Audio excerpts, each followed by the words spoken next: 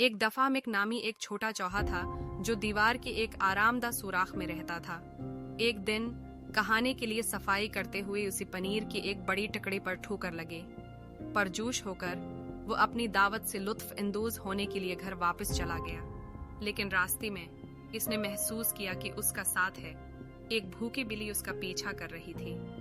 तेज सूझ के साथ मकी ने बिल्ली को एक भूलभुलैया से निकाला और उसकी सुराख में बेहिफाजत फरार हो गया। तब से मकी ने हमेशा मेहतात रहना और अपनी दिमाग की ताकत को कभी कम न करना याद रखा।